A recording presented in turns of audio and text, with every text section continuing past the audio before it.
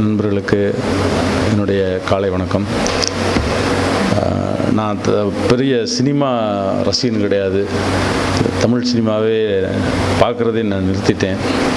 அதனால் பரமன் கூப்பிடும் பொழுது நான் பழைய சினிமா தான் பார்த்துருக்கேன், இப்போ நான் சினிமா பார்க்குறதில்ல அப்படின்னு சொன்னேன். நீங்களே தலைப்பை எடுங்கன்னாரு. சரி, நான் குற்றமும் தண்டனையும்னு பொதுவாக பேசுகிறேன். குற்றமும் தண்டனையும் என்று பொதுவாக ஒரு உரையாடலை எடுத்துக்கலாம் அப்படின்னு. சரி, நான் எடுத்துக்கங்க அப்படின்னா, நான் பேச வந்த தலைப்பு குற்றம் சுமர்த்தப்படுவதும் தண்டனையை அறிவிப்பதும் அதிகாரம் இல்லாத மக்களும். இப்போது இதுக்கு அடிப்படையான ஒரு கோட்பாடாக பார்க்கும் பொழுது குணம் என்று ஒரு சொல்லை சமஸ்கிருதம் சொல்லுது, அது தமிழ்லேயே வருது. வைத்திய நூல்களில் பொறுத்தளவில் வைத்தியமும் நாடகம்னு நான் ரொம்ப காலத்துக்கு முன்னாடி ஒரு கட்டுரை எழுதியிருக்கேன். வைத்தியத்துக்கும் நாடகத்துக்கும் என்ன சம்மந்தம் அப்படின்னு நீங்கள் கேட்டிங்கன்னா அது மிகப்பெரிய நெருக்கமான ஒரு சம்மந்தமாக இருக்குது. அது என்னென்னா ஒரு ட்ராஜடி ஏன் நடக்குது அப்படின்னா ஒரு தனி மனிதனுடைய வீழ்ச்சி, அதாவது அவர் குணத்திலிருந்து விலகி போய்விடுகிறார், ஒரு தன்னுடைய இயல்பிலிருந்து விலகி போய்விடும் பொழுது அவருடைய வீழ்ச்சி ஏற்படுது. அது பெரிய ஹீரோவுடைய, பெரிய நாயகனுடைய வீழ்ச்சி ஏற்படுது. அதனால் அவர் நாயகன் அல்ல, புரோட்டகனிஸ்ட் என்று நாடகத்தில் வரையறுக்கிறார்கள். அப்போது ஒருவருடைய குற்றத்துக்கு காரணம் அவருடைய இயல்பில், அதாவது வாத பித்த சிலேத்தும இந்த குணங்களில் இருந்து விலகி போயிடுறாரு அப்படிங்கிறது வைத்தியத்தில் ஒரு கூறு.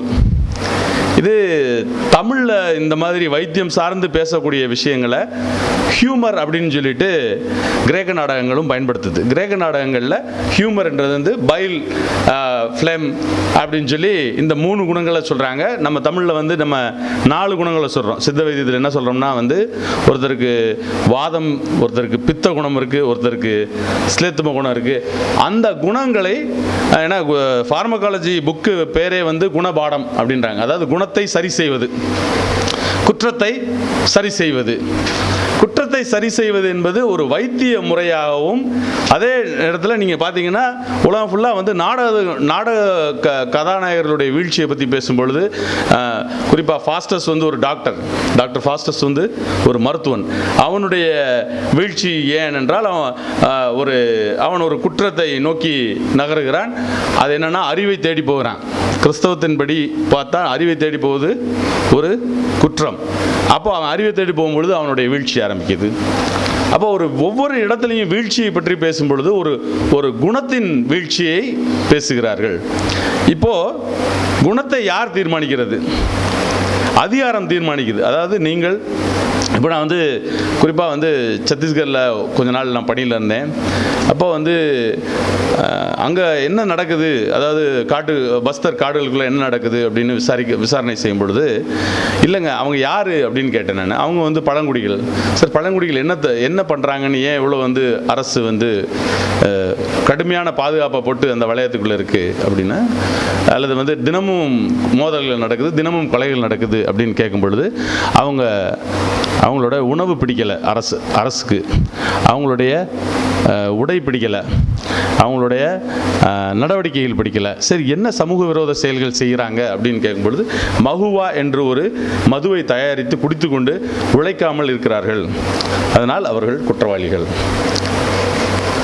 மகுவா என்பது வேற ஒன்றும் இல்லை, இந்த நம்ம இலுப்பை மரத்திலிருந்து வரக்கூடிய விழக்கூடிய பூக்களை, மலர்களை கொண்டு அவர்கள் ஒரு சாராயத்தை காய்ச்சி, மதுவை காய்ச்சி குடிக்கிறார்கள். அதனால் அவர்கள் சமூக விரோதிகள். அப்போ சமூகங்களை குற்றவாளிகளாக்கக்கூடிய, பழக்க வழக்கங்களை குற்றவாளியாக ஆக்கக்கூடிய அதிகாரம், இந்த அதிகாரத்தின் அடிப்படை இந்த குணங்கள் எல்லாமே சாத்வ குணங்களாகவும், அதாவது தண்டனை கொடுக்குற இடங்களில் இருக்கக்கூடிய எல்லாமே சாத்வ குணமாகவும், தண்டனை பெறக்கூடிய குணங்கள் எல்லாமே ரஜோ குணங்களாகவும் நாடகத்துறையிலையும் சினிமா துறையிலும் தொடர்ந்து நாம் பார்க்க முடிகிறது. இப்போ உதாரணத்துக்கு ஜப்பானிய படங்களில் பார்த்தீங்கன்னா அது கொஞ்சம் பரவாயில்ல, அது கொஞ்சம் சிம்பத்தட்டிக்காகவும் பண்ணுவாங்க. அந்த அந்த படங்களில் வந்து கொஞ்சம் இறக்க குணங்களையும் காட்டுவாங்க. என்னென்னா வந்து இந்த போரை செஞ்சுட்டு அவன் சாப்பாடே இல்லாமல் திரும்பிட்டு இருப்பான் அந்த சாமுராய்கள். அப்போ வந்து அவன் வந்து வர்ற வழியில் கொள்ளையடிப்பான். அவங்க கூட விவசாயிகள் கடுமையாக போராடுவாங்க. விவசாய குடிகளுக்கு வந்து தங்களுடைய உணவை வந்து இவங்க கொள்ளையடிக்கிறாங்கன்ற கோபம் வரும், கடுமையாக போராடுவாங்க. ஆனால் கடைசியில் பார்த்தீங்கன்னா அந்த என்டையர் விவசாயிகளையும் பாதுகாக்கிறதும் இந்த போர்க்குடியில் அவங்களுக்குள்ள ஒரு சமரச புள்ளிகளை அப்பப்போ அந்த படங்களில், கோபயாஷி படங்கள்லையோ அல்லது குரோசாவா படங்கள்லையோ நம்ம வந்து இந்த சமரச புள்ளிகளை பார்க்கலாம். ஆனால் நம்ம இந்திய சூழலில் வந்து இந்த குணங்களை சாத்வீக குணங்கள் வழியாக தண்டனைகள், அதாவது நீங்கள் யார் சாத்வீகம்னு நீங்கள் யாரை குறிப்பிடுறீங்களோ அவங்க கடுமையான தண்டனையை எப்போதுமே பிற சமூகங்கள் மேல் கோரிக்கொண்டே இருக்கிறார்கள், உழைக்கும் மக்கள் மேல் வைத்து கொண்டே இருக்கிறார்கள். அந்த குணங்களை பற்றிய ஒரு பார்வைக்கு வந்து நாடகங்களுடைய கோட்பாடுகளை நான் இங்கே சுட்டிக்காட்ட விரும்புகிறேன். அதே போல் வைத்தியத்திலையும் நீங்கள் பார்க்கலாம், இந்த குணங்களை சரி செய்வதன் வழியாக சமூகத்தை சரி செய்யலாம் அப்படிங்கிற ஒரு இது. ஆனால் சமூக முரண் என்பதை எப்போதுமே மோதல்களாலும் நிலமற்றவர்கள் நிலத்தை கோருவதும் அதிகாரமற்றவர்கள் அதிகாரத்தை கோருவதும் தொடர்ச்சியான சண்டை இருக்கும் வரையில் இந்த அதிகார போர் இருக்கும் வரை குற்றமும் தண்டனையும் இடங்கள் மாறுமே ஒழிய மனிதர்களிடமிருந்து மாறுவதற்கு வாய்ப்பே இல்லை என்பது என்னுடைய ஒரு கருத்து. இவ்வளவுதான் நான் சுருக்கமாக தயார் பண்ணிட்டு வந்தேன். அதான் வந்து நான் நினச்சி வந்த கருத்து வந்து ஒரு குணத்தின் வழியாக ஒரு சமூகத்தை கட்டமைப்பதும், இந்த குணம் சரி இந்த குணம் தவறு என்று கட்டமைப்பதும், இதன் வழியாக நம்முடைய சமூகத்தை கேள்விக்குள்ளாக்குவது மட்டுமே என்னுடைய நோக்கம். நன்றி, வணக்கம்.